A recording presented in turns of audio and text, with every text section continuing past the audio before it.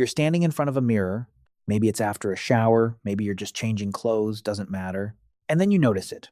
The patch of hair under your arms, the tangle of it somewhere further south, the random wiry strands on your toes, the thin fuzz on your lower back that you genuinely forgot existed. And for just a moment, a brief, flickering, deeply human moment, you think, what is that doing there? Because here's the thing. You are, by every reasonable measure, nearly naked. Compared to almost every other mammal on this planet, you are basically a hairless anomaly wandering around in shoes. A chimp has more coverage than you. A pig has more coverage than you. Even a dolphin, which actively evolved away from fur, still technically beats you in certain departments. And yet you've kept these weird little tufts, these strategic patches, these follicular holdouts in the strangest possible locations. Your body shed almost everything, and then looked at your armpits and said, no, these stay. Why? The short answer is nobody completely agrees. The long answer, which is what this video is actually about, is one of the stranger journeys through human evolution, animal chemistry, ancient social signaling, and a surprisingly embarrassing amount of biological weirdness that will make you look at your own body in a completely different way. Let that sit with you for a second. Let's start with the obvious question, because you have to. Before you can ask why humans kept hair in specific places, you have to ask why we lost it almost everywhere else. Because that's genuinely strange. We are mammals. Mammals have fur. That's basically the deal. Hair insulates, it protects, it keeps things out, and warmth in. It is, evolutionarily speaking, a very good idea. And yet, somewhere between 2 and 3 million years ago, your ancestors started losing it. Not all at once, slowly. Across hundreds of thousands of years, the thick body hair that covered your primate relatives began to thin out, retreat, and eventually nearly vanish. The leading theory, and it's a good one, is heat, specifically the problem of not dying from it. Around that same period, your ancestors were leaving the forests. They were moving out onto the open African savanna, chasing prey across vast, sun-baked grasslands in the middle of the day. And here's the thing about that. Almost no other predator does that. Lions hunt at dawn and dusk. Big cats operate in shade and shadow. But your ancestors, for reasons we'll get to, started running. Long distances, in the midday heat, for hours. That is not reckless. That is a strategy. Because a thick coat of fur, which is wonderful for a cool forest canopy, becomes a catastrophic liability when you're sprinting across open ground under a vertical sun. Your internal temperature spikes. Your brain, which is large, expensive, and absolutely non-negotiable, starts to cook. So the body made a trade. It shed the fur.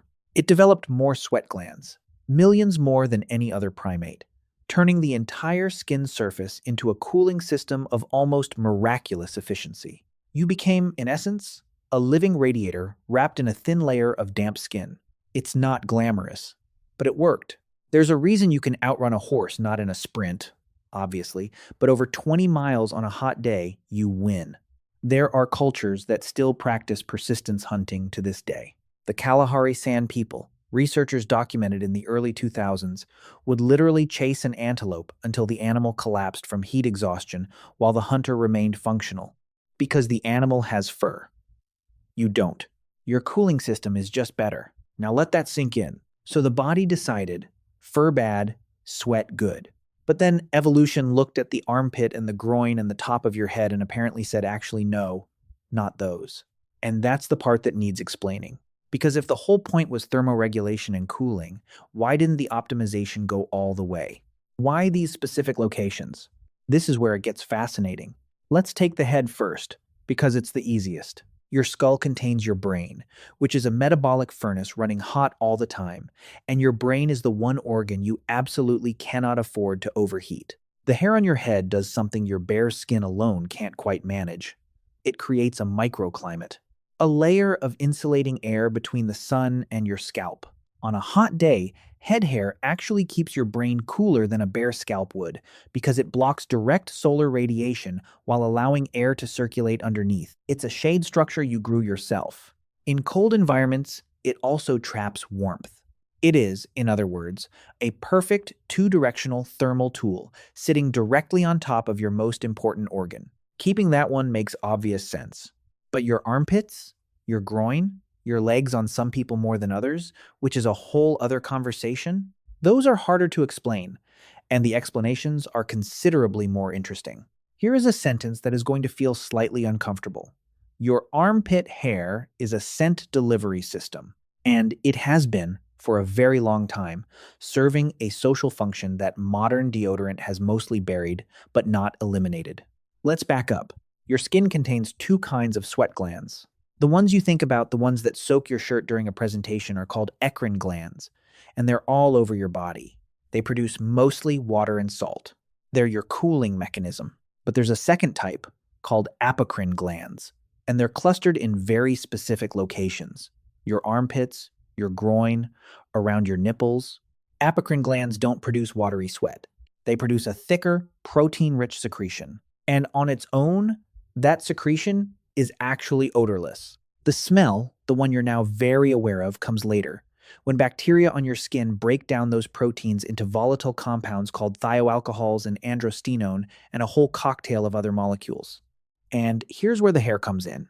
Armpit hair dramatically increases the surface area available for both the gland secretions and the bacteria that process them. It holds the compounds in place. It slows evaporation. It essentially turns the armpit into a slow-release diffuser for chemical information. The same goes for pubic hair. Both locations are anatomically positioned near major apocrine gland clusters. Both act as scent traps and amplifiers. Now, why would you want to amplify a smell? Because in every other social mammal on this planet, chemical signaling is not a side effect. It is a primary language. Pheromones, or pheromone-like compounds, scientists still debate how directly they operate in humans, carry information about genetic compatibility, immune system profile, stress levels, reproductive status, and identity. A 1,995 study by Klaus Wedekind, the famous sweaty t-shirt experiment, found that women consistently rated the smell of men with a different immune gene profile as more attractive than men who were genetically similar to them. They didn't know why. They just knew they preferred it. Their nose was doing biology they weren't consciously aware of. That is not gross. That is ancient and extraordinary. Your body hair, in those locations, was essentially a signal tower broadcasting you to the right people in ways neither you nor they could entirely translate into words. There's a second theory about body hair placement, and it's so practical it's almost funny. Friction. Specifically, the kind that happens when skin folds move against each other, repeatedly, for an entire lifetime. Your armpits hinge every time you move your arms. Your groin creases with every step. These are high-movement, skin-on-skin contact zones. And without any barrier, repeated friction against bare skin causes something called chafing, which, if you've ever experienced it during a long run or a hot day, you know is not subtle. It is miserable. It can break down skin, cause rashes, open small wounds. In a world before synthetic performance fabrics and anti-chafe balm sticks, that was a genuinely significant problem.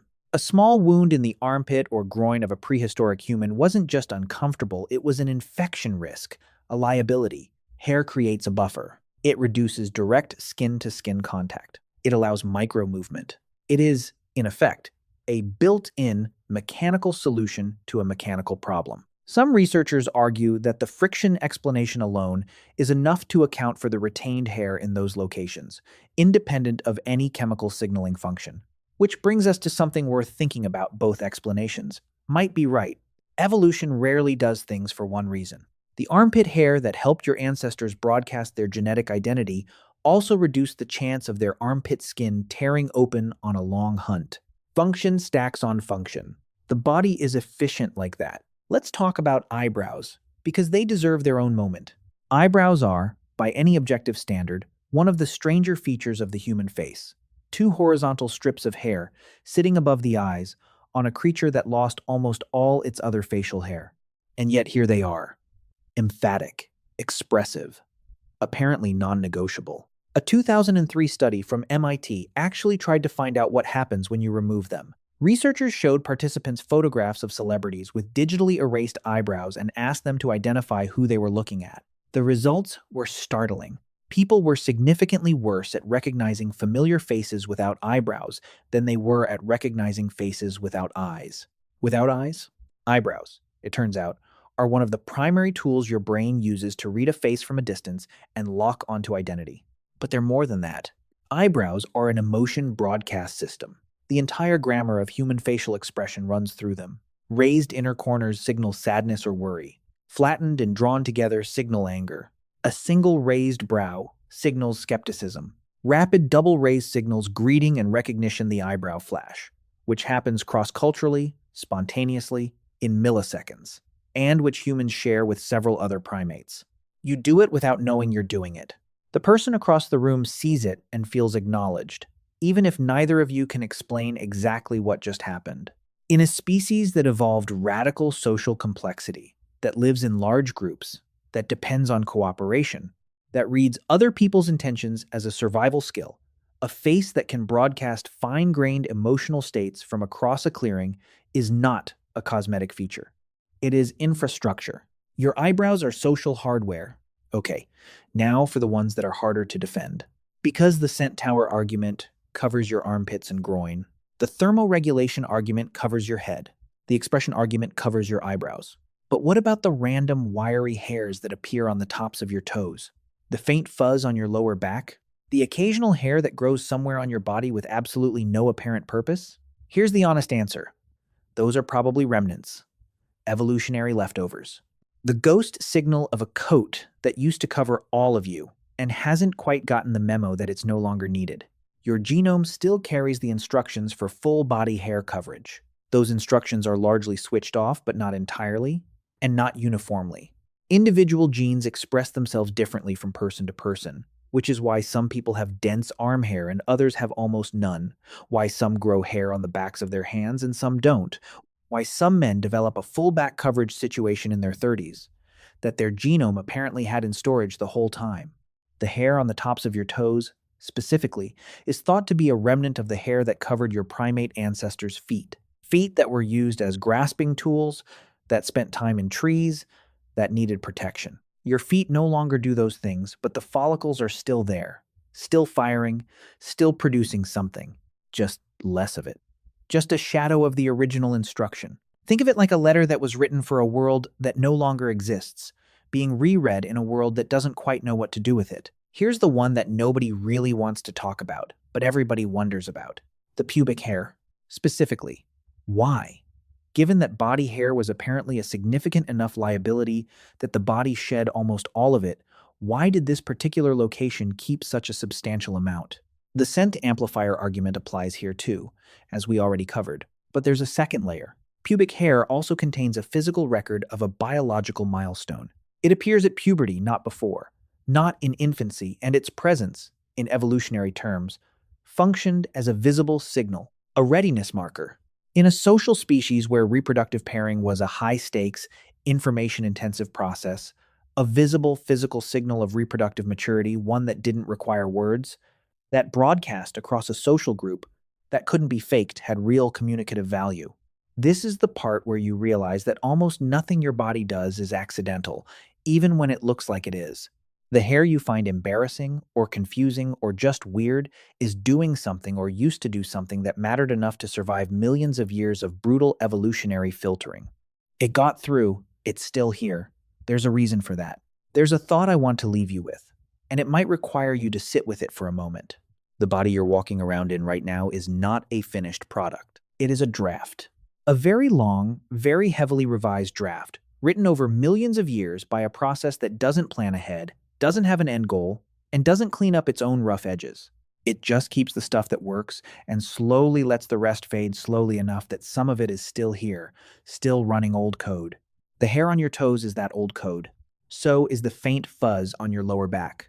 So is the thing that happens in your chest when you smell a stranger and something in you, something below language says yes or no before your brain has even formed a thought? You are walking evidence of where you've been.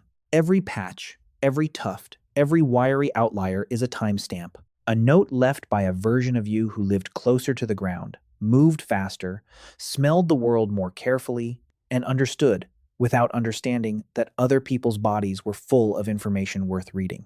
That is not strange. That is extraordinary. If you could flip a switch, smooth it all away, every last follicle in every confusing location, would you? Or would some part of you, some old, deep animal part that still knows what the smell of the right person means, say, wait, not yet? Drop that in the comments. I'm genuinely curious which side you land on. And if this made you look at your own body a little differently, maybe a little more forgivingly, maybe a little more in awe, then this video did exactly what it was supposed to do. See you in the next one.